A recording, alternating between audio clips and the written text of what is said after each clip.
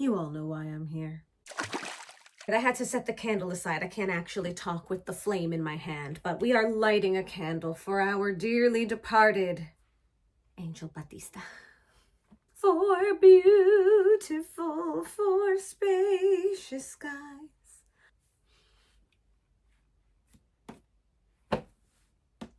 Guys, I'm not okay. I know you're not okay. None of us are okay. We all know what happened here. Ángel got too close. This is not a review of episode 9. The internet is flooded with reviews about episode 9. This is a retrospect on our dearly departed Ángel Batista. Thanks to Dexter Resurrection episode 9, Touched by an Ángel, which is our beautiful soul. Okay. 1, we all knew Ángel was in danger because he was getting too close. Dexter warned him. Other people warned him off, and he has seen what happened to Maria LaGuerta and to James Dokes. But this is still Ángel Batista, La Pasión. He is going to pursue his man to the very end. And he did. But what I do not see people talking about, what I do not see people emphasizing is the way that these filmmakers just gutted us moment by moment. The slow discrediting of Ángel Batista all the way to the removal of his badge. He holds it. He places his thumb on it one final time, the heartbeat of who he is, before he lets that go.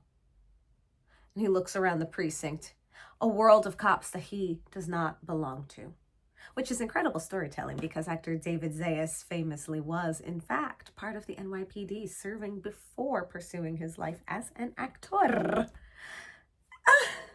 Which makes that even more of a twist.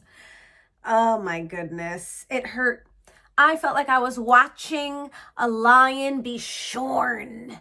I felt like it was the scene in Narnia where Aslan is just shaved before he's sacrificed on the altar. And that is basically what we saw because Ángel has nothing left to lose. Nothing left to lose. He only has La Pasión. I saw so many people saying he should have followed his La Pensión. But he did not. And it led to his Demisión. I don't think that's correct Espanol, but that's okay. We're just playing with words here. Yeah. So we get this Aslan moment.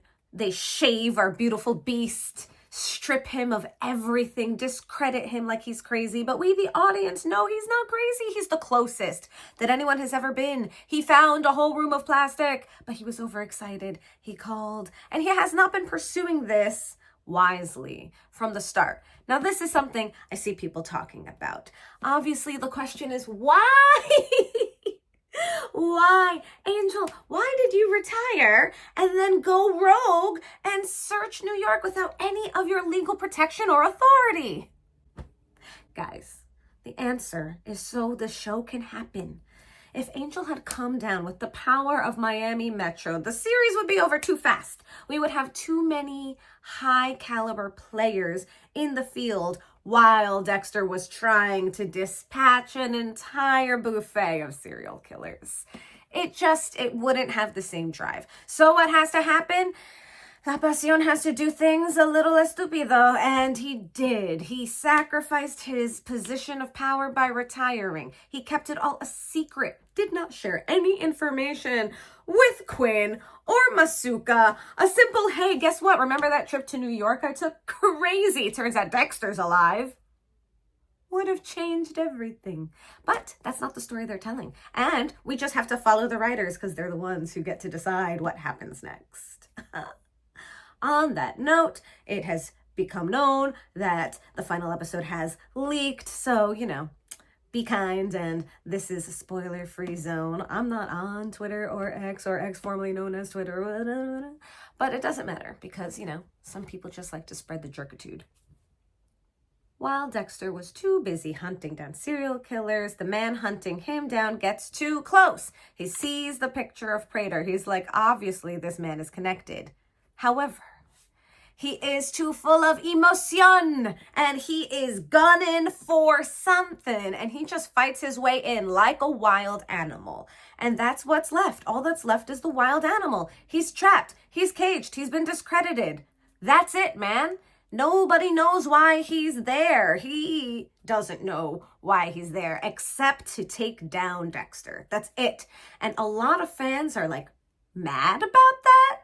I'm sorry, did you not realize that for the last 30 years, the man served at Miami Metro putting away killers? It doesn't matter that we, the audience, have the information of why Dexter does what he does. We have been charmed by Dexter like everybody else. That's what Batista is trying to tell the officers, okay?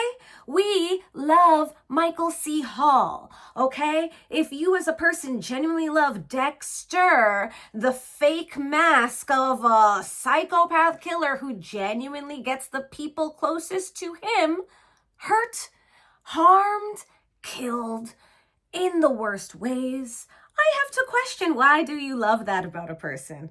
We love Michael C. Hall, the actor. However, do we love Dexter, the monster? I think we appreciate watching his character. He lets us explore the dark animal parts of humanity that we like to pretend don't exist, but we all have them because we're all animals. We just developed human speech in a variety of languages and called it culture because we made some soup in a pot, okay? We're still beasts. Dexter allows us, through imagination, to explore the beast. But beasts are dangerous. Beasts get people killed. And this beast got our beautiful Angel Batista killed. But Angel got himself killed. I hear you. I know. He was given a warning, and we all knew. We all knew. But it doesn't matter. He had nothing left to lose. He finally understood what Maria LaGuerta went through. His wife. I know they broke up. That was still his wife, okay? A former coworker. And let's talk about this. Let's talk about those final moments. There we have Dexter massively calculating what on earth can he do because he walked into a trap. He walked into a trap just like Angel walked into a trap. And the trap is Prater. A lot of people seem to be questioning, why would Prater have him kill Angel once he discovered he's the Bay Harbor Butcher? That's not his MO. He's playing with him. It's a power play. Who has control? I have control. Who has control? I have control. I have Angel Batista on a kill table. Your brother's kill table. Now, he doesn't know that key detail. That's just a twist of irony for us, the audience, who are just absolutely having a meltdown as this is happening. Just, oh my God. I had my water bottle pressed to my face, just like blocking my mouth because I was just like screaming on the inside, I guess. Just, ah. Anyway, so there we have bound, gagged, struggling. I hate it. Thanks. Oh, Angel Batista taped down. The desperation, the fear, and again, the animal. That's it. This is pure adrenaline. Fight or flight has taken over and there's no getting out, okay? He's in a room full of serial killer memorabilia strapped to a table by a billionaire who can get away with anything. I'm pretty sure Angel has done the math. When people question, why did Angel go after Dexter? It's because that's how he got where he was. Because of Dexter. Do not be fooled. 20 years of friendship can vanish like that when you see what that person has done. When you see laid out before you what that person is responsible for. Angel is no dummy. We might be charmed, but Angel had been conned long enough. He has seen the bodies, okay? He has done the math. And he has told Dexter, you are not my friend. A friend doesn't spend decades lying about who they are. Dexter is not anybody's friend, people. Even when he tries. On that note, let's pray for Blessing and his family, right? A lot of criticism I see is also about Blessing's family. Like, why are they just inviting this guy in? I think it's hilarious because I come from Caribbean culture. In fact, it's almost Hispanic Heritage Month, y'all. Yeah. And Caribbean culture is warm and inviting and friendly. And when I see Blessing's family, I don't question it at all because it's very familiar culturally to me. But when this is not the culture you come from, it just looks like foreign BS writing contrived to make the story happen. It's not. You're just getting a dose of a culture outside of your norm. How does it feel? How does it taste? What does that experience feel like to be greeted as a friend and treated like a friend until you prove you're an enemy? Moving on. We're back in the vault. Dexter has liberated Batista because of course he has. He was never going to kill Ángel. Never. I don't know why people thirsted for that so much. Sometimes it concerns me how bloodthirsty a crowd can be. As long as you find healthy ways to express it, people, healthy ways to express it. I so hoped that when he freed Ángel, they were going to take down Prater together and Charlie was going to help. But of course, that's not what happened.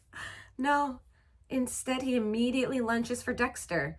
He was in a room full of monsters and he found the monster he was looking for. So he took him down. He went for it. And first Dexter is shocked. Then he goes to defend himself. And then he sort of surrenders at the poetic justice of being taken down by a friend. But that, I think, is the reason Prater takes his gun and just he BOROMIR'D our man. 1, 2, 3, 4. The more it went, the worse it hurt for all of us. You know what? I'm sure it didn't feel great for Batista either. Well, after that, all hell broke loose.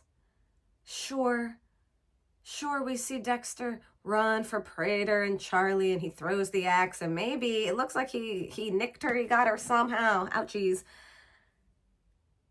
But that vault closes just like the first time, and Dexter is born in blood again. And that death scene was intense.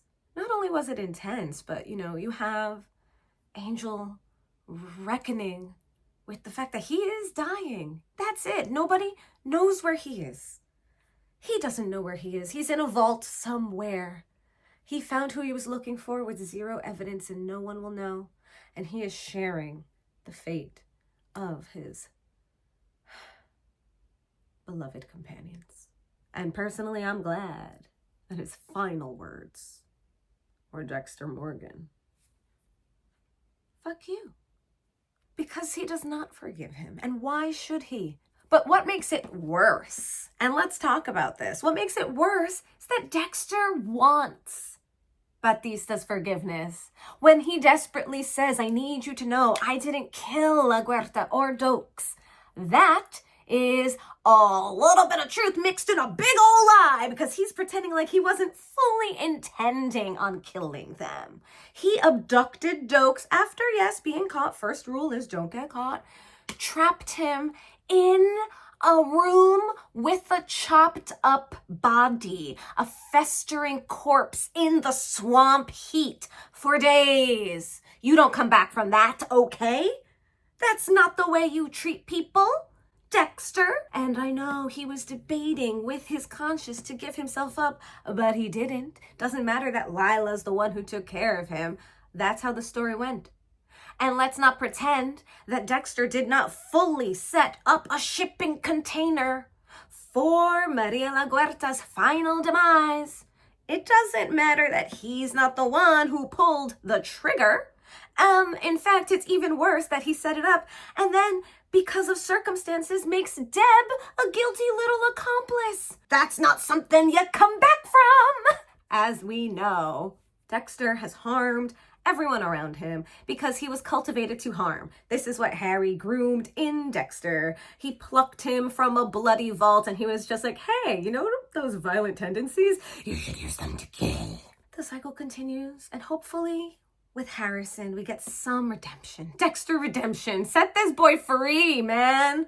Harrison is the light. I love the way they show the phone call that happened between Harrison and Dexter when he's revealing the interrogation that Charlie just put him through, right? Dexter is entirely in shadow in his basement apartment, half entombed already. And the window behind him is streaming all this light because he's talking to Harrison, the light of his life. And in Harrison's perspective, when he's in that interrogation, that light is coming in from the same angle while he's in the shadows of the naturally lit room. So it was a really cool juxtaposition.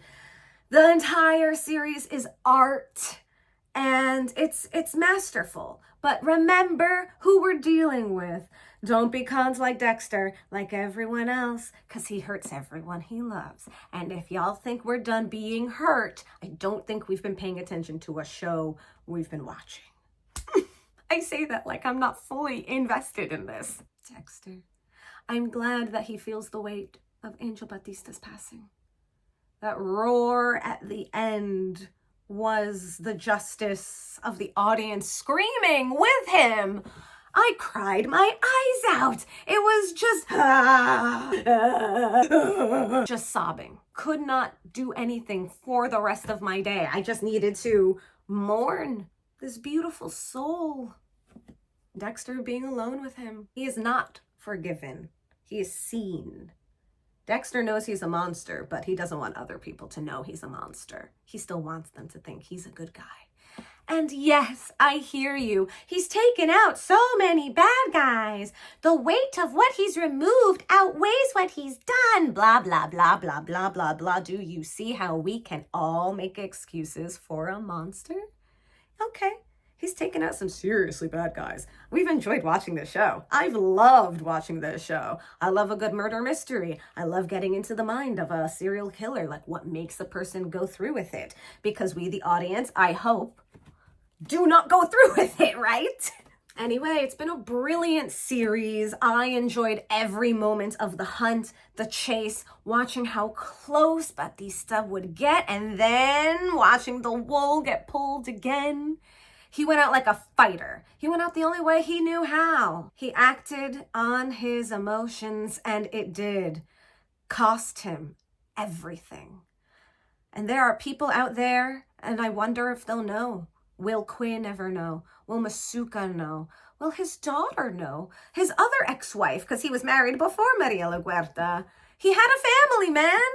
But the beginning of the series sort of set up that wherever Angel was in life, he was starting his mornings with shots of whiskey and cigars. So he was already in a not okay place.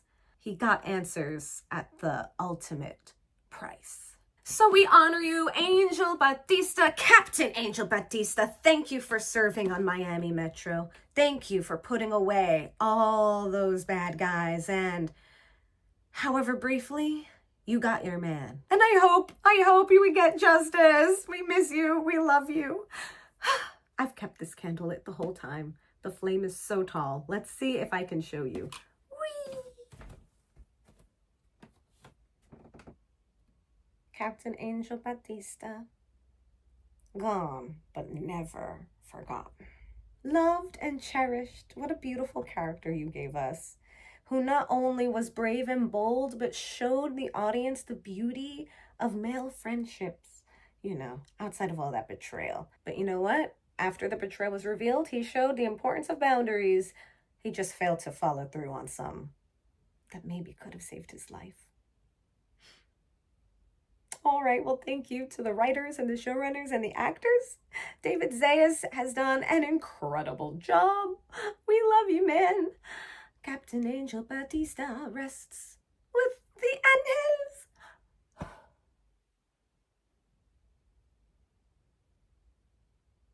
All right, y'all, I just needed to get all that emotion and that thought perspective out there into the world of all the other people sharing their thoughts on this Dexter episode. Dexter Resurrection has been incredible. I wonder what will happen in this final episode. And as I was saying, Hispanic Heritage Month is coming up, so stay tuned for that starting September 15th. Wow, September. Time is flying. I've also had the pleasure and the absolute privilege in the past to interview David Zayas for Hispanic Heritage Month a couple of years ago. I'll put a link to that below. It's funny because that was during the SAG-AFTRA strikes when we were talking about these Dexter episodes coming to fruition. So it feels like Easter eggs in the past. If you're interested, be sure to check that out. And happy watching. As happy as we can be.